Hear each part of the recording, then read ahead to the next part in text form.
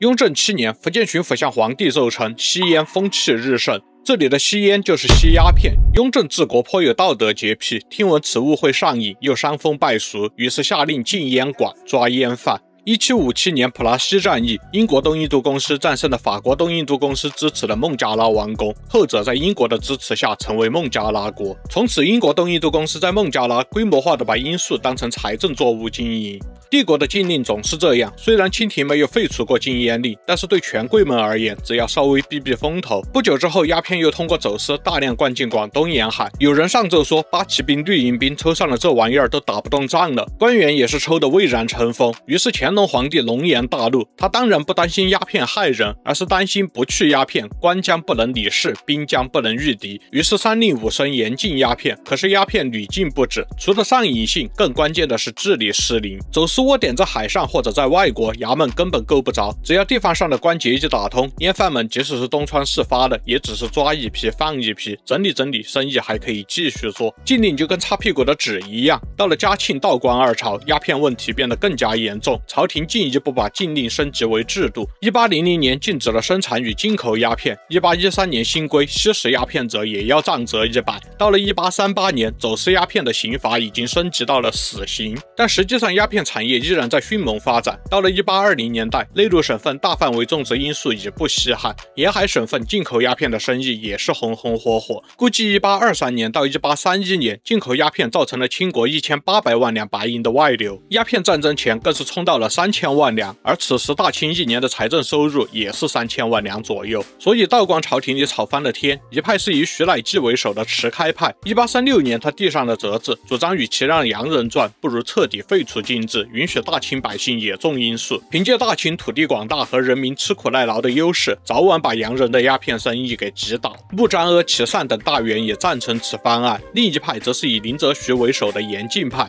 1838年，他上奏，認為再放任下去，數十年後，中原既無可以禦敵之兵，也無可以充饗之營。最終，道光皇帝接受嚴禁派主張，派林則徐到廣東欽差禁煙。臨危受命的林則徐想到八旗子弟已經這麼窮了，還要抽大煙，當時就念了一句詩，叫“舊禮歸家生四夷，其營夥服必驅之”。當然，這次禁煙政策也隨着鴉片戰爭的失敗而作廢。在戰敗的系列條約中，關於通商口岸、稅則以及領事裁判權的約定，讓清廷非常難以繼續在外貿口岸隨意查抄貨物。而且清朝的官員們也沒有這種粗暴執法方式之外的執法經驗，於是鴉片也在灰色地帶更加的肆虐。那事已至此，林則徐本人的態度也發生了反轉。1847年，他在書信裡說：“畢亦以內地栽種罌粟，於事無妨。”認為事到如今，反正橫豎是禁不掉了，不如用國產土煙擠兌洋煙，至少把白銀留在國內。這就是清中期禁煙的情況。問題不在於沒有禁令，而在於沒有能力讓禁令得到貫徹。其次，禁煙的討論總是圍繞着軍隊戰鬥力呀、財政收入呀、白銀外流呀這些朝廷的話題，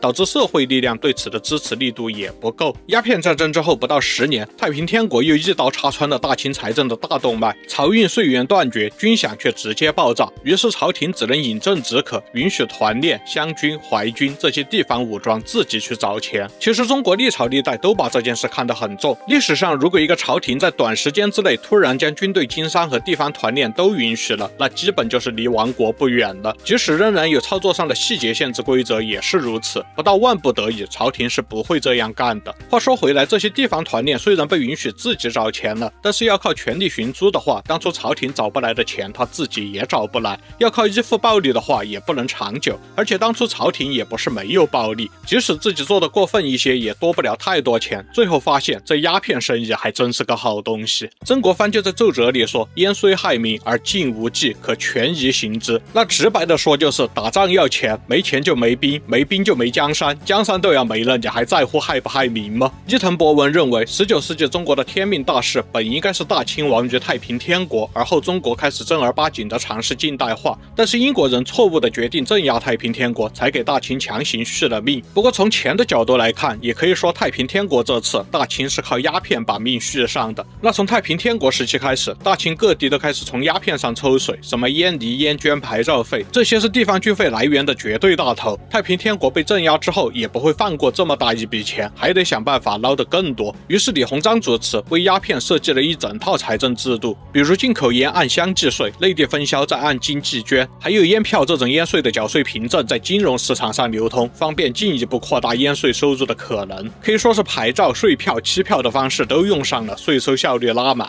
1894年大清海關的記錄中，全國烟泥高達505萬兩。掌握了上海、南京2個煙稅重鎮的李鴻章，自然而然的會是朝廷中的頂級實力派。有了這些錢，李鴻章才可以擴張淮軍、新軍。當然，也不是只有李大人一個人這麼幹。中央朝廷和淮軍共同養北洋水師，每年花費大約400萬兩，其中有1/3左右都來自各種鴉片收入。同一時期，大清的鴉片產業進入爆發期。英國人打通了印緬滇之後，鴉片的全流程技術也進一步被中國人掌握。從洋烟輸入到土煙崛起，再到本土製造統治市場，最後直到鴉片產業冠絕全球。1880年，英國議會中還提到，中國國內自產已經佔了中國鴉片市場的相當比例，但是用雲南罌粟生產的鴉片效果不如孟加拉煙。雖然大清的窮人已經更多的吸食這種雲貴川產的鴉片，但是大清的上層階級還是更傾向印度進口的好煙。9年之後的1889年，英國議會中再次提及此事，就變成了中國產的鴉片量已經比印度產的更多，就像印度茶把中國茶擠出了市場一樣，中國鴉片也會把印度的鴉片擠出市場。這主要是因為國產鴉片實在是太便宜了，價格大概只有印度煙的3到4成。10年前用這個價格買印度煙1半的質量時，買得起印度煙的人會覺得虧；10年後變成了用這個價格去買印度煙8、9成的質量了，那誰的錢也不是大風刮來的，繼續買高價質量稍微好一點點的印度煙的人就很少了。在20世紀初，大清一年進口鴉片數萬箱，一箱大概是60公斤。更厲害的是，大清一年鴉片的產量高達3萬噸，還出口5000噸，已經是出口比進口更多了，以至於後來變成了英國人要擔心大清的鴉片太厲害了。清末朝廷再次想到禁烟，1907年去找英國人談判，想要花10年逐漸減少印度向中國輸出的鴉片數量，直至歸零。此時英國人的討論中已經有聲音擔心，是不是大清想借此打擊印度煙，好讓中國煙佔領更多的國際市場。事實上，此時大清確實是遙遙領先的世界鴉片產業領軍國。現在估計20世紀初，大清是當時最大的鴉片生產國、最大的鴉片消費國、最大的鴉片輸入國，也是最大的鴉片輸出國。清國的鴉片瘾君子數量大約2000萬人，大概佔了全球的85%。每4個清國成年男子中就有1個人吸食鴉片，甚至各種關於鴉片的哲學、審美等等文化擴張，大多數也是從大清的上層階級中誕生，而後向全球的瘾君子輸出。雖然甲午戰爭之後，一批新的知識分子發現了鴉片之害，把鴉片從個人墮落上升到了國家命運，更有知識分子將其上升到人性。但是當時有這些主張的人，基本都是同時反對清朝的各種专制統治和舆論管制，在當時的輿論場上屬於危言耸聽、居心叵測的非主流，有些甚至會下獄。所以這些反對鴉片的主張在戊戌變法開始之前也沒有多大的聲量，而且這些人很多都是被甲午戰敗打醒的，但是有機會被打醒的人可不多。清朝对于外部關係相關的信息一直都有極強的管制，雖說甲午戰敗是近代對於中國人思想衝擊最大的事件，但是也只是歷史的角度。實際上大部分人，包括有一定社會地位的下層知識分子，都並不知道這件事。不少近代日記都顯示，他們是在辛亥革命之後才知道，原來當年甲午戰爭的戰勝方並不是清國，原來1840年以來大清簽了這麼多喪權辱國的條約。當初我在日本視角的甲午戰爭的視頻中有解釋日本最初的戰略計劃，有個彈幕說沒想到日本人對於大清原來這麼了解，然後另一個彈幕說日本人應該是了解大清朝廷，清國人就不一定了。看得我忍俊不禁，但是說的沒有錯。那反正清廷在鴉片這件事上早已經做出了作為政府的選擇，但為什麼20世紀初大清突然就想要認真的禁鴉片了呢？主要是國際形勢變了，